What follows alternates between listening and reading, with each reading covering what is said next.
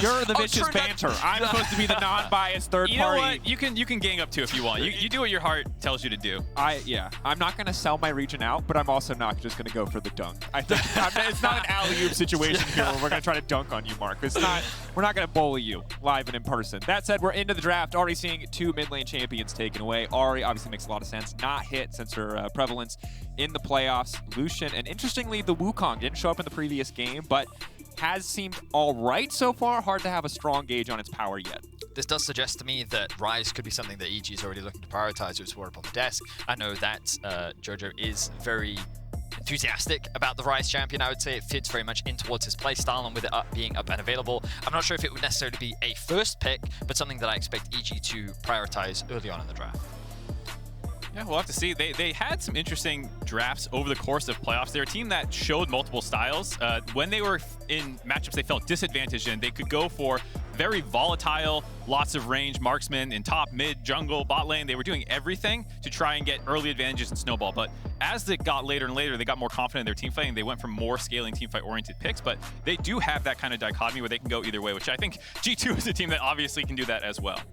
Looks like the Ryze will be prioritized for EG for the time being. This does give G2 the window to prioritize jungle. The Jarvan is up and available. We haven't really seen it so far in at MSI, but it was something that Jankos would typically default to throughout playoffs. That, alongside the Ahri, was the mid-jungle that really gave G2 a lot of early game prowess and kind of set them up for their mid-game. You can see the discussions rather coming through a lot. Wow, already a pike! Welcome to International Ego Draft! Or maybe a good pick. We don't know. A blind pike. I mean, the expectations are this is in support, but I'm never going to doubt G2 when it comes to playing this pike in any position. It's not even a draft. It's just an Umbral Glaive enthusiasts meeting. That's true. That's the only thing that we've seen so far. You know what's a great item right now? 5 champs that can build Umbral Glaive. No vision. We'll have to see. I'm excited to see if that actually ends up going the bot lane, like you said. The Ryze is the most played champion for Jojo Pyun this year so far, so that's one of his main. And the the Samira for Danny. This is low-key one of his like pocket picks that he was really well known for when he was coming up into the scene. Didn't get a ton of games on it in actual pro play, but it is a significant champion for him that they were using quite a bit last year before he made it to the LCS stage. A hyper-aggressive bot lane 2 versus 2 for EG. Looking to bring the pain to Flackhead and Targamas, whereas Targamas likely looking to just get out of lane. Most likely. His eyes will be on Jojo in the early game, and he will have to be cautious of those support roams. But the Zeri response from Flackhead is quite interesting. We have seen repeated nerfs thrown towards the champion. My expectations were that this champion was just going to fall out of pro play. Of course, she does have a few more crit modifiers now, so I'll keep an eye on what build Flackhead decides to go for as we move into the second phase of bans. It's definitely still an ego pick a little bit, in the sense that if you've watched Danny throughout the playoffs, as you were saying, not the greatest laning performance, and so you can think and get away with the Zeri pick through the early phase, and then the late game is still largely good for the champion, but it's the early phase that has continually been hit more and more. And it's good to highlight the early phase because Pyke, especially in this matchup, is a feast or famine champion. You hit the hook level 1 with Hail of Blades, you win the lane outright, he gets to roam, he gets to do so much, but if you fall behind in this lane phase, it can get very difficult. The wind wall or the blade wall in the case of Samira, very good against Pyke in general, makes it very hard for Pyke to really do anything effective in the laning phase. That said, as we look ahead in the draft, Ornn, GP, the safe, stable top laners being banned away, and I think the draft is only getting spicier, boys. I'm hoping so. We saw, you know, the Fiora Aatrox matchup. I'm so glad that we're more in line with that right now, with the scaling top laners mostly taken out. Nocturne as well, that was something inspired Road quite a bit in playoffs. They used a lot of Nocturne comps, especially in combination with the Ryze to get across the map. I think it's interesting that both teams have removed some of the safe blind options, with Ornn being removed, Gangplank. I think it's a champion that can be blind, but you have to be very careful depending on who you're playing up against. And Impact's saying, well, you know what, we don't want to have to deal with that, especially the global pressure that it can put down. We want to make sure that our bot lane is still relatively safe. The Syndra matchup and the Anivia. Oh, but I'm gobsmacked. Caps is I feel like I can hear people in the studio or something like laughing. Like, okay, so I'm also a little bit shocked. I'm thinking of positive interactions here. Wall, obviously very strong. Generally, Ryze, you expect to take phase rush so you can get around it pretty quickly, but it does lock him up. It makes Graves synergy is nice. You throw the wall down, it makes the buckshot easier to hit. Similarly, you can wall a Nautilus hook. Like I'm just spitballing here, boys. It is a decent matchup as I understand for against the Rise, because Rise is so short range that especially at 6 you get really easy RE auto, like pretty much instantly as soon as you want that proc. The stun is easy to follow up often as well as Rise is running in. I'm sure Rise will take phase rush, so it can be a little annoying to try and land it later on in the game. But yeah, I think it's mostly about controlling the the lane early on and gonna scale decently well. We'll have to see if they also go for the Nasus. And we have Karthus, like this draft just suddenly exploded in weirdness. The Nasus is our meme hover pick. I don't know if you guys had it too. Don't worry. I just want to warn you now. It is the meme hover pick. Someone was trying to talk to me up about Nasus. Nasus support was in theory a thing, but we have yet to see it actually locked in the LEC. That said, we now have Aatrox for the top side.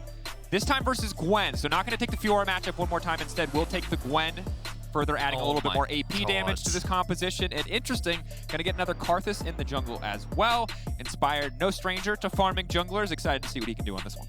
So, the thing about the Anivia that I like is that into short-range comps, she's incredibly effective. And you look at champions like Samira, Rise, they're gonna, you can even argue Aatrox as well, they're gonna struggle to be able to close that gap against a champion that provides so much zone control, especially in the river and around those choke points with the wall and the ultimate. The issue with G2's comp, I mean, it's a weird one where I say it's low in terms of crowd control because you have no like easy ways to engage fights. You have no big AoE CC abilities to kind of start things off. You're very reliant on EG kind of coming into you, which I guess they kind of have to, but they also have the option of playing through the side lanes because they have Karthus ultimate along with the Rise to be able to attack sides. They don't have to commit to these team fights if they don't want to. And I think it's interesting because while you did talk about EG playing a lot of crazy compositions over the course of the playoffs, G2 mostly after the Fnatic series kind of played one style. They got Ornn every time they wanted. They played Hecarim to the jungle, always engage jungle, engage support, you know, playing to enable Flacket, playing to enable Caps. So it's going to be interesting to see them very much mix it up, not have nearly as much reliable CC, a lot more volatile lanes as well. This is going to be a look for G2. Not that I don't think that they can play it, but just one that we haven't seen in a lot of games. They can't play it. I'll just lean into the NA side. They're screwed. Draft gap. GG, easy win. All right, here we are, onto the Rift. No surprises. It might just be a fist fight at the level 1. Again, Pyke level 1. Aftershock, interestingly. Normally it's Hail of Blades, but in this matchup, as mentioned previously, it is a pretty difficult one for Pyke. And I think we're talking about the lack of CC in frontline, some of these things. You want a little bit more ability that when you go in, because you're basically the only one going in, you can live a little bit longer with Aftershock, because you are the only setup really here for Targamas. Not going to find Danny. Good job, Danny. Yeah, good job. Stay safe. Get in the bush, Danny! Get in the bush, Danny! Oh, he's running. Oh. Okay. All right. Danny lives another day. Is going to have to start with the Blade World level 1. Definitely not ideal, but gets to keep his life. So I'd say good trade. Good trade. It was a bit weird what he did there, though, where he kind of like left the bush and then he kind of wanted to go back in the bush. He didn't quite click in the proper place, so he was just outside the bush. And then he realized the ward dropped a little too late, so he was forced to take that skill. So it is a little bit awkward for him, but EG getting a little bit of vision and information on the other side of the map. But it seems G2, never mind. I thought they were going to skirt around it, but they're just going to walk straight over it. So now EG will know exactly where he's starting. And the one thing that, I mean, has been said in both NA and EU is Inspired, very smart jungler. He is very good at using information very, very well. It's a large part of why he got MVP in Europe during his heyday. And yeah, he just does a great job of being able to track what the enemy jungler is trying to do and kind of pathing to best optimize his route and get as much jungle camps as possible. Sure. Jojo already starting with the pig emote. I saw that one a lot. I don't know what it says, but I saw that a lot in playoffs in NA, so I imagine we're going to see it a lot here at MSI too. I am not sure where the pig emote rose to prominence, what the story is of it, but we'll have to keep our eyes on the mid lane matchup. That's obviously one that we're excited about, but this might be the most interesting of the picks as well, just in terms of scrapping it down. Broken Blade, like you said, took the Fiora in the previous game, but got solo killed by the Aatrox and looked like he reverted that one. Impact is 10-8 in heads up. 2 more wins against him from their time in North America. Slightly better win rate for Impact, so looking good for us. Why do you sound sad even when you say that? You like sound not convinced by your own point. point. I'm coping already? Yeah, I think you, like, no, I think it's a good point, and you should say it with pride. You sounded scared when you delivered it, Mark, like you're not certain if it means anything. You know, you could have delivered it like Broken Blade out of fear, ran from North America, his rival Impact. If you're now getting solo killed by Biopanther, it's going to be bad against Impact. Exactly. That's the type of confidence I like. Now, Jankos, level 3, make his way towards mid. Caps should hit level 3 now. Wall? Oh, there it is. Good setup. Easy stun to follow. JoJoPuyn now going to be in trouble. Caps' wall going to stop any fall damage from the Graves there. And they do get the early flash out. So solid start for the side of G2. I'm interested to see him take the wall. I was wondering if it was going to be the kind of QE only Anivia that you sometimes see people go. But with that gank, I think it makes sense to take the wall there, get the flash out, and will limit JoJoPuyn's aggressiveness in the early game. It's one of those flashes where they might not actually repeat gank and find a kill because it's just going to get harder. But it does stop him from being able to shove and roam quite as easily. It was a very common playstyle that we saw from G2 throughout their playoffs, which was that Jankos would find ways to gank mid level 2, level 3, mainly on the Jarvan, but when you have Anivia, Anivia provides that setup for you, assuming you can land the CC. So getting that flash out, very powerful, but of course, using that time, Inspired has that tempo advantage, so he will be one camp up on his opposition. He's going to use this brief window to drop a ward down. He knows that camps shouldn't be up and available, so perhaps he can look for a gank Broken Blade in a bit of an awkward spot right now. Yep, and it worked last game. Why wouldn't it work again? Broken Blade might have a new champion, but has he learned his lesson for the matchup versus Order? For now, it looks like he has. He's playing safe. Or is he? Ooh, immune very early. He's going to leave that circle and he's going to be in trouble. Nice That's wall. Wall of Pain coming out, forcing the flash. Traded, though. And now just spam taunting. Okay, I mean, Broken Blade played that very well. I thought that the moment he used his E and W, he was going to lose his life. He doesn't have the flash available. Inspired even committed his flash, thinking that he could get that kill, but the E cooldown, still very short if you're able to land that single auto. He lands it onto the minion, which meant that it was up and available. Targamas now on the roams. You can see Jojo's lane in a bit of an awkward position right now, and he realizes that that support is on the roam. Yeah, nice freeze there by Caps, making it awkward. JoJoPuyn, I was talking about potentially taking Phase Rush, has actually got Unsealed Spellbook, so does have the TP to get back to lane, but I think with Graves showing on the top ward on the Krugs, he knows he can actually walk up and approach the wave and clear that out, so gets to hold his summoner thanks to that ward by Inspired. Little things certainly adding up, but overall, Rise pretty decent CS advantage in the mid lane for now. Maybe, of course, post level 6, things get a lot easier, both trading and wave clear. We'll see how the matchup shapes up, as I'm still not entirely sure what to expect from Anivia as we get later stages of the game. I know the stuff I learned back in like Season 2 Where's when people Froggen? played Someone this call champion. Froggen. What's Anivia like these days? Skype him in. Here we go. Targamas hovering around mid. Targamas, good stun. JoJoPuyn now going to be locked up. Good damage coming in as well. Ignite going down. JoJoPuyn going to get dropped. First blood for Caps. So this was one of the things I was worried about for JoJoPuyn coming into this tournament. G2 love to attack mid. They really love playing around Caps, and with a roaming support and an aggressive jungler, it's something that they'll often try and leverage, and it all comes back on Jojo trying to leverage his early prio. The problem with that is it sets up for an early gank. He loses his flash, the repeat gank then comes through, and G2 playing that mid wave very well find themselves with first blood. And if you're a North American fan, you've seen this before, these deaths by JoJoPuyn where the game can kind of get away from him. He is a really good laner, but the experience angle is something he does struggle from, and these are the kinds of plays that can work against him. Ends up shoved up, trying to get the wave in before a greedy reset, gets blown up for it, and then can he stabilize from here is the big question I think that a lot of people want to see, because while he is a great laner, the aspects of roaming and respecting ganks and warding are the areas that he can't get abused in. And of course, our featured matchup presented by Mercedes-Benz, JoJoPuyn versus Caps. You can see why it's explosive. JoJoPuyn confident, Caps has a kill. You know, we're going to see. We're going to see.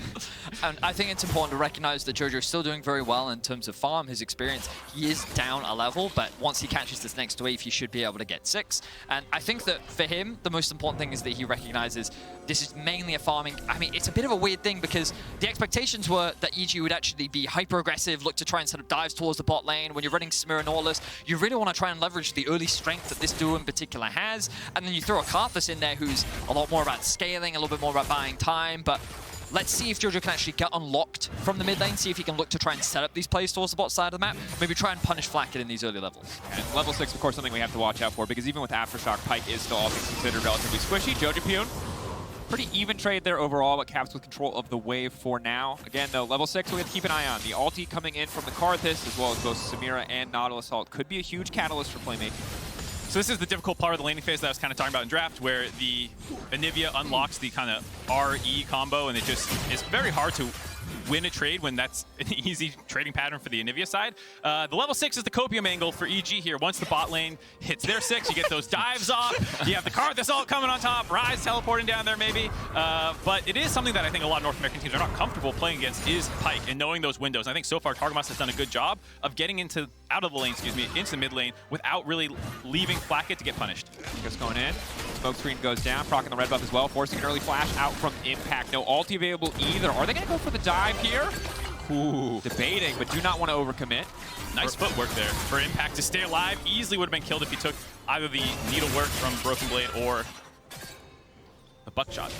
You're completely right, Mark. I think that if Broken Blade had actually landed and one more auto attack, that would have been a kill, but he couldn't quite get in range, which means that he couldn't get that reset on his ultimate.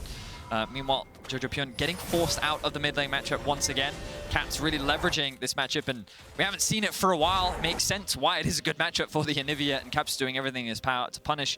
Inspired now, hovering around the bot side of the map. They know the blue is up. I imagine G2 will just concede this for the time being as they continue to accrue advantages elsewhere on the map. Very respectful out of G2, knowing that this is going to be going down, that it's not just going to be Inspired there, that there's other people backing him up. And this is one of the areas that EG got a lot of leads in North American playoffs, was teams would opt into a lot of fights, and EG just played them better. It wasn't necessarily like they were giga-braining everyone in playoffs. They sacked a lot of dragons, picked a lot of fights, went to weak side, and that was where they beat teams. And here, G2 respecting that kind of window where it felt like a lot of teams would have opted into a fight there, and EG would win it. Yeah, good to not take those risks. We've seen, as you highlighted, so many of those fights go in EG's favor. A lot of those TPs coming in, the Oran Horns from downtown. This time around, it's going to be a little bit different. However, Caps is choosing the wall to get a bit of vision. Of course, the Scuttle Crab was taken earlier by Yanko, so they know for sure that this is happening. Forward in the pit as well. Broken Blade on the flank. Early card the assault obviously could get canceled mid-fight, so might as well just throw down the damage early, but not too much effect yet. Fire going to try to clear this one. It looks like they might go for the 50-50, but the Herald is resetting, and Vulcan now going to be in trouble. Targamas finding the kill. Meanwhile, on the top side, Broken Blade not immune enough. EG firing back. Herald still standing. Yanko stepping forward. End of the line drops. Caps just zoning away. They have no way to get past the Anivia ult at this point in the fight. Impact can maybe fish for a flank here, but G2 just brute forcing down this Herald. And this is exactly what we were talking about, the zone control from Caps, but Impact on the flank. For a little bit more. Targamas going wide on the hook, has to dash away from the Infernal Chains. It looks like... I think Yanko's got that. Yeah, Inspired isn't taking it, so... G2 got it. Now it's Herald defense duty from the side of EG, but that's a great wall. Jojo against the wall. Now they're moving in. It's a big, massive fight. Are they going to be able to make it out? Yanko's flashing over the wall. One more kill picked up. Jojo going down. Yanko's dashing away. Flacket leaping over the wall to secure the Herald. All things considered, incredibly good for the side of G2. G2 come out clean from that, able to trade 1-for-1 at the beginning. You would think that with your top laner dying for support, it would be a big advantage for EG, but Vulcan being the primary form of engagement, that they had no way to re-enable that fight. Hold on! Targamas should be dead. Flash out, no. Gets the stun on the way out, forced to use the flash as well as the Phantom Undertow. Does make it out to safety. Cheeky play there from EG, but you could see it was a very awkward fight for EG. Of course, both teams trading picks initially, attacking the flank. It's a very common strategy when you're being flanked by 1 or 2 people. Just attack that flank instead because you can create that numbers advantage. And the fight starts off pretty even, but when you lose Vulcan, you also lose a lot of your utility and engage tools. And then when you're playing against this Anivia, you can see how much zone control she has and how difficult it becomes for this relatively short-range comp to actually get involved and do anything. Yeah, I mean, it was a nice realm warp by Jojo to find the pick on Broken Blade, but without that, you then have no way to get on top of them again. And G2's zone control was really clean, and then the re-engage just better executed by G2 to find that second cleanup kill, and then to snipe the Rift Herald as well on the pickup.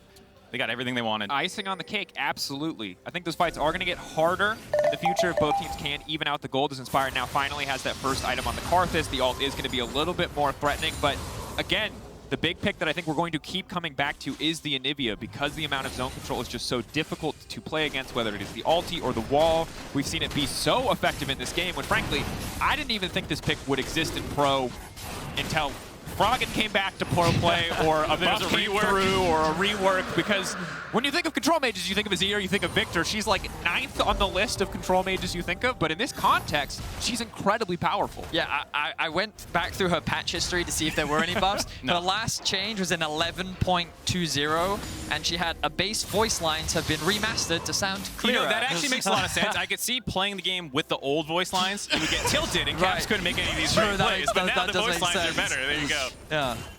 That was the change that they needed that happened over a year ago. In any case, EG now standing up towards the top side of the map. And I want to reiterate that even though EG find themselves at a slight deficit right now, they do still have very clear win conditions in the form of Inspired. And when I was watching EG's games, a lot of their successes did come from their team fights later on. So I still have my eyes on players like Danny, on Inspired, and how these later team fights will actually play out. It will be interesting to watch, of course, as we now see Impact and Broken Blade. A bit of a fist fight here on the bottom side. Ignite ticking already. Impact with a clean sidestep, but not nearly enough healing to make his way out of that one. Clean pick from the side of G2. Of course, the roaming Anivia coming in, collapsing into the bot lane, finding that kill in the side lane, you know, exerting her pressure over the Rise, as expected. This is something that Caps likes to do. Regardless of the champion that he's on, he will find ways to roam around the map. And it felt like in this situation, he was just using his strong wave clear. They had good vision control around the bot side of the map, and they were just very quick to move and find that pick. And now they're keeping the pressure up with the Herald in mid lane. This is a big problem for EG now because Inspired can no longer cycle Jankos' camps quite as easily. There's that brief window where we saw a couple invades, but now Broken Blade's getting the push on Impact, Caps has the push on JoJoPyun, and the only thing that EG has the push on is the top lane, or what was the bot lane. And it's something that is playing very respectfully. Targamas is always finding the right windows to roam and never leaving Flakked alone to get dove at the right times. Yeah, and I think the difficult thing here is if Samir is even or ahead, if Rise is even or ahead, those short-range champions going up against Grave, going up against Gwen, you can win a lot of those fights, but when you start to fall behind, especially with an Anivia on top, your side lanes get so difficult, any kind of pressure in fights gets so hard because you're walking face first into a Graves that's stronger than you, it's never going to be a good time. And one of the things I just wanted to highlight was actually how well G2 kind of played the map in that situation, as I have to hold that point. Targamas is looking right now. Where's he going to go? All right, he's not going to commit to anything. But what was really impressive about that, as I'm going to see if I can bring up the minimap here, what was really cool was how G2 actually rotated their top lane, or their bot lane down towards mid, and then they rotated mid towards bot, and then they sent their top lane, a Broken Blade, back to base to then catch top wave. There wasn't any waves that they were missing in that whole setup. They were able to keep all waves pushed in, they caught all their farm, and then Jankos goes back to base, resets, and gets all of his camps as well. And now you can see how quickly this gold lead has actually ballooned to 3K.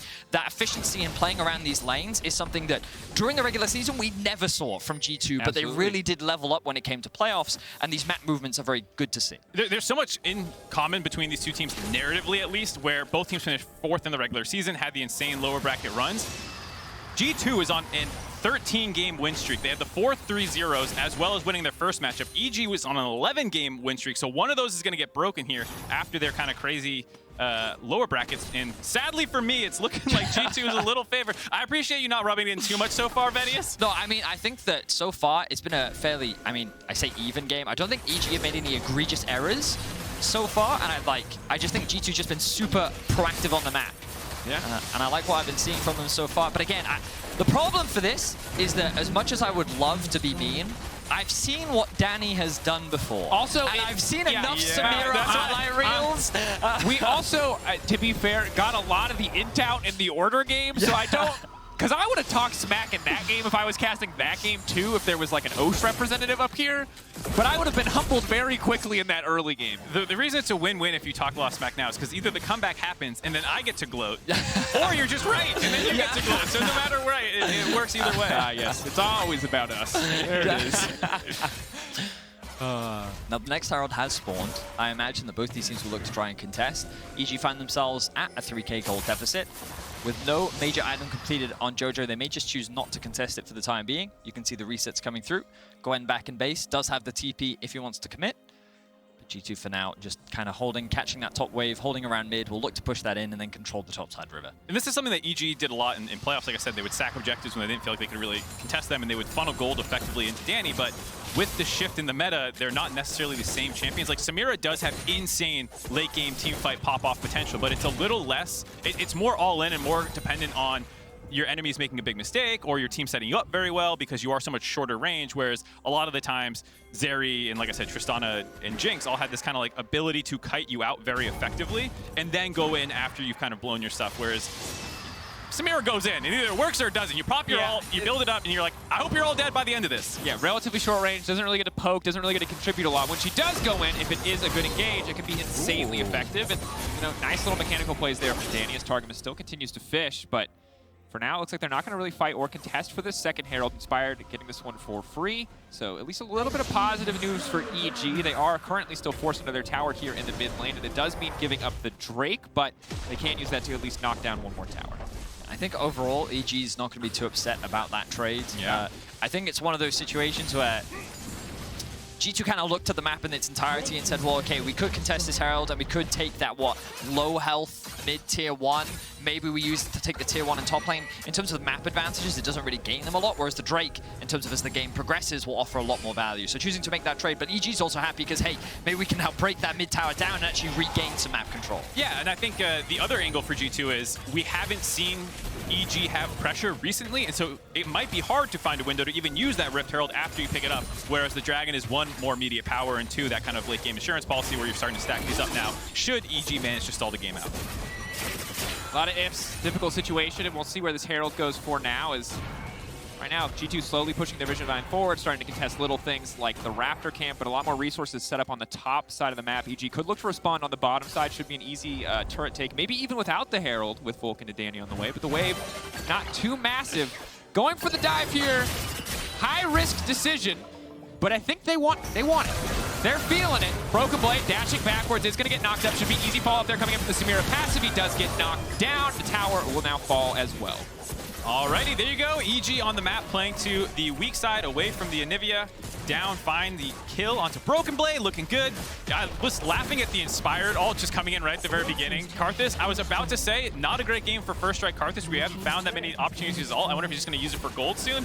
And then he starts that dive off with it. But it did force out the Broken Blade's miss there so that the immune was gone by the time the actual CC came in. That was actually pretty big for pulling that dive off. It certainly was. And now the blue buff being contested. Inspired recognizes, okay, I may have overstayed here just a little bit. Caps is gonna pick that one up. I believe that's his first blue buff of the game, and any person that has played Anivia knows how much they value this blue buff. It makes the champion so much stronger.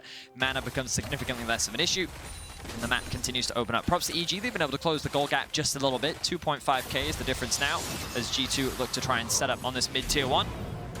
Targamas on the flank. Waiting off to the side there. But at this point, doesn't really have to push for anything. Even just going into stealth threatens enough. Obviously, if EG overcommit even for a moment, they could find a wall right behind them and no way out. Certainly very difficult for a lot of the members of their team. Luckily, their carries have flash up, but EG just not able to find that footing to force any kind of fight yet. It does feel like it'll probably be slow for the next 2 minutes while we wait for the Dragon to come up, which will be then approaching soul point for G2. There's also less things to trade now with all of the side outers down for EG. We'll see if they want to use that Rift Herald mid, of course, to try and break that, but with how much control the Anivia brings, it does feel very difficult to find that window, so it's probably just a big Dragon fight coming up. All summoners should be back up aside from the flash onto Vulcan will be the only thing down if nothing else happens. Yeah, I will say that the most awkward part for EG, we did talk about it in the draft, and we talked about it kind of throughout this game, but the short range makes team fights hard, but it also makes sieging incredibly difficult. Like, when you think about champions that can actually get close and hit the tower, especially the mid lane one, like... No, Danny, it's Anivia. Like, Anivia's going to stand there. She's going to one-shot your wave. Maybe even if they're Baron minions. And, like, if you tried to dive, you have to full commit to the dive to stop her from doing that. What's funny is we were talking to one of the designers on Diveforia about what makes a good competitive meta. And we were joking about, you know, like, oh, Ziggs and whatnot. And we forgot about Anivia stalling the games out, those old 40-minute siege games where no one can do anything. Good news is at least G2 are trying to do something. Yes, Maybe the Anivia would permit them to do nothing, but they are trying to get some work done here. EG, though, responding with a Herald in the mid lane. We'll get a bit of damage down onto the tower, but G2 using that TP from Caps to deny them from breaking open the mid-tier tower. But look at how the map is set up once again. The Dragon spawns in about a minute's time. That top wave has been pushed all the way underneath the tower, and there's a wave for them to catch on bot. So now what they can do is they can push in this mid wave. They can catch bot and start to set up a slow push and stack a wave to create another point of pressure. And then they can slowly start to transition their vision towards the bot side of the map. For now, it hovers around the top side. And I'm actually quite surprised. Perhaps they could even consider going towards a Baron instead. Ooh, sneaky. They take the Blast Cone over. Remember, there are double Umbral Glaives on the side of G2, so vision for EG is next to impossible once they lose control of an area. They're trying to get mid-prio. Maybe they will use that to check the Baron pit. Inspire touches the brush. This is free. But they're killing it so fast. This is the strength of having a jungler like Graves, the Anivia, Flacket. There's just so much damage on this. Yes, they finally spotted out, but no, Inspired right into the pit, not quite in time. He is going to drop here. Yanko's trying to find a way out. He is going to get knocked down. At least one kill going over to the favor of EG in the meantime in exchange for the Baron. Not a good deal yet. Targamas now running, EG knowing they have to extend this play if they want to take away the Baron, but will not be able to do so. Massive, massive sneak for the side of G2. God damn! damn it, they're so smart. I hate them. That was so clever. Yeah, that was pretty clever. Right when Dragon's spawning, there's so much focus on EG to start prepping for bot side of the map, and that's the ideal time to actually throw the kind of mix-up Haymaker and go for the Baron instead, and now it's going to make this Dragon fight so easy for them. And now Caps trying to bait out the wind wall. Cannot wind wall the actual wall, so we'll get forced away. Blade roll now down. Impact going to try to get something done. Oh, they played enough against the Aatrox to know how bad this could be for G2, but Impact not powerful enough. Broken Blade finding the kill. Danny now needs to run for the hills. Good damage coming in, but no follow-up quite yet. He might fall into execution special. He's confident, but it's not going to work out. Forced to use the ultimate and knocked down by the side of G2. So off the back of a Baron, G2 quickly come back out onto the map. They force the fight against EG. They find the 4v4, and they will secure their third Dragon of the game as well. G2 very quickly dominating this game. You can feel a little bit of desperation set in for EG there. They didn't want to have to give that one up. They wanted to take that fight before Jankos showed up. Impact tried to find the angle, but this is what we're talking about. The comp from G2 just can kite that out so easily, and there's no way for all the members of EG to get off the top of a single target to start those resets. I just feel bad for JoJo, because he came from a game where when people build a wall, there's counterplay, but in League of Legends, when Anivia throws a wall behind you, you can't do anything. And I just don't think he was ready for this. He's probably never seen this champion since he joined Pro. That was a good Fortnite work. I'll give you that's one of the better Fortnite jokes. Yeah. There you see just so many cooldowns forced out of EG or Danny defensively that when Impact goes in, Danny can't actually contribute. He's just stuck hitting Broken Blade, who is immune. And finally, by the time that they can start walking in there, Impact's already dead, and then Danny's just like, well, we got to go at some point. That's it. I think in the first ultimate, I think I might have seen him from him this entire game, which is not ideal. And we didn't get to talk about it, but to kind of backtrack a little bit, the reason why the Baron was so smart, like, you guys heard me talking about it, right? Like, oh, they pushed in this wave, they set up this wave, these are all the things that they're going to do next. They took advantage of these expectations that you would have with the Dragon spawning, and then they subverted them by literally just going behind the Baron and securing it with their very fast clear comp. It's just, really, it's been a very clean game overall from G2, which is funny when you think back to their previous game. I think that is important, and one advantage that G2 do have is that they got to play a game on stage before this, and I unironically get the intel. Make those mistakes, play a little bit overconfident, limit test a little bit, and now that they're coming into this game, knowing it's EUNA, knowing it's a rivalry where obviously if you lose, you will be relentlessly memed for all time, you know, taking it very seriously, playing clean, playing very, very controlled. I appreciate giving me the angle of Copium and how this is just not fair that G2 got to get their int out in the previous game. Not what I said at all. That's what you said, because you also, you might have not realized you said it, but you said SKT. Oh, hold on. There it is. In trouble. Vulcan now committing, but the hook takes him into the wall. G2 easy retreat for now. Targamas knocked back over the wall. Griefed a little bit by the team there. Broken Blade caught out, but generally immune to most things. Impact in the meantime split pushing. Maybe he can break down this Herald. They are going to be JoJo ulting in. Targamas off to the side trying to disrupt this. Broken Blade now going forward, looking for a fight anyway, but the rest of his team is barreling down the top side of the map, looking to break open the base. It is just tower for tower, but Impact just continues to hit on the inhibitor. EG kind of coming out on top in this one. This is a great trade for EG. You have the Hullbreaker Aatrox actually getting some work done. I thought I was never going to see any value the rest of this game, but there you go. Impact just perma-splits, is going to be able to grab this inhibitor. He might be in a little trouble getting out, but EG did a good job of also finding the Sprit Broken Blade in that situation. It's getting a little scrappy now as teleports are coming in. Doubling down. They collapse on Caps very rapidly. Maybe they can get something done. Caps hoping to find Impact. But no. Emo's coming in. Yeah, gotta let him know. Jankos also, this is, oh man. Saving Private Impact appears to not have been the plan. They've called that mission up. Turns out you just leave the man behind, but Impact all fine on his own. Wow. Okay, well, yeah, EG, they did a really good job there of just punishing G2 on the map this time round. They're able to secure themselves a bot inhibitor, they find themselves a pick, and overall they buy themselves a little bit more time. They didn't even lose that top inhib, which I suppose you could look at like, on the one hand, their base is slightly more intact. On the other, that was a lot of potential free farm they could have been securing. I like it in this situation, though, with the Dragon spawning in a minute and a half. You do have kind of free push in the bot lane now, and that can give you an angle to get into the river because G2 is still stronger. They're still 6k gold up, and so you're probably not going to brute force your way through them, but this gives you another avenue to reach and contest that Dragon. And if G2 get with this kind of lead, get to the pit first, it's going to be, again, impossible to approach the Anivia. But if you are on the side of EG, if you can get set up first into the pit, the fight starts to look a lot better. You've got your own wall of pain, can do a lot of work if they try to push in, especially with double AP threats on the side of EG. So there is a way. However, it is still quite difficult. G2, despite the super minions, seem very committed to pressing their lane advantages. Whew. nice little chunk out there by Jankos, just dropping his ult before the fight starts. Drops everyone to about 75% HP. Just a quick question. This is a bit of an unfair question, so you can laugh at me. I love it. Let's do it. But you know they did nerf the mana ratio scaling on Rise in a recent patch. Do you think that affected the tank build that dramatically? Trying to troll me? I'm sure it is not as good for mana stacking, which a lot of the tank items that you build do with Fimbulwinter. Yeah, it's one of those things where, like, I haven't sat down and done the math, right? So I don't know how dramatic it actually is. I mean, depending on math's funny. Yeah. Because you can go, oh wow, it was a 33% damage nerf because it dropped from 3% to 2%, so it lost one of the percents that you had. Yeah. But on the other time, it's like, well, maybe in your full combo that's like 50 damage. Yeah, it's one of those things. In any case, the Baron has started off. EG is the one pressuring G2 into making a choice. There are Caps walling himself off, maybe expecting a little bit of a gank there as Impact just floats off to the side. Can just continue to pressure on the top side. Objective bounties are up, so that tower will be incredibly valuable. It's also nice because the wave is stacking in the bot lane. So G2, who I thought would have pressure and force EG to come into the Dragon Pit, EG actually went cross-map and are forcing G2 to stop them from trading with this Baron. But Anivia is very, very strong when you group up into a pit. So she pushes R. It is going to force out a quick flash there from Inspire. Going to make it that much more difficult because Targamas can just sit in the darkness and hunt for this. In the meantime, they're going to get Infernal Soul on the side of G2. Yeah, I feel really bad for EG here because the position that they are map-wise is really good for them. Impact now in a lot of danger here. They have Flacket, the flash forward, anticipating it. Flacket now healing and trying to rush away. Impact in trouble. He's out of cooldowns. There's nothing left. He had nothing left. He committed everything. He played that about as well as he could. He came very close to getting that kill onto Flacket, but the shield coming through from the shield boat, helping Flacket out immensely. The soul will now be secured. And again, I feel really bad for EG because, again, the map state for them was really good. Wanting to force that Baron was a great choice, but Anivia just makes it so hard. I love this cast because we came in and we're like, we're going to roast everybody. And instead, he's just like captain of the pity party the entire time.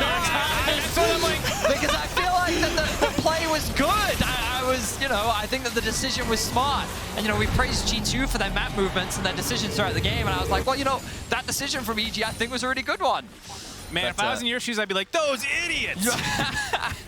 Thinking they could do Baron versus Anivia. Kekel. Wow, you're so much better than you are. I'm a lot less. I'm more shameless, I guess is what I would say. Yes. But we're not doing so hot this game. G2 are controlling it quite well, I'd say, so I can't talk as much as I'd want to. It is about a 10k gold deficit, more closer to 9k, but who cares? Close enough, and that's an Infernal Soul. You could always dip into the Danny narrative. When the chips are down. The problem is Samira is sort of that champion who's like, you're getting a montage no matter what you do with Samira. It's just like, is it embarrassing plays montage, or is it like well, he's got one of those for the real already in the Dragon fight, unfortunately. That wasn't his fault, though. He had to, now I'm the copium expert. It wasn't his fault. He had to go in. That was the only play. I'm not insulting. I'm just saying, like, if you're building a highlight reel, that one would be in there. Yeah. But I think it is a really tough position to be in. Talking about the range problem, about stopping G2's push from here, there's not really much you can do other than start the fight. And given that it's Soul with Baron on, you're probably more likely to just sack the inhibitors and look for, once some of these buffs come off, once the Baron's down, maybe you can actually pick a fight. But you're going to get triple inhibs.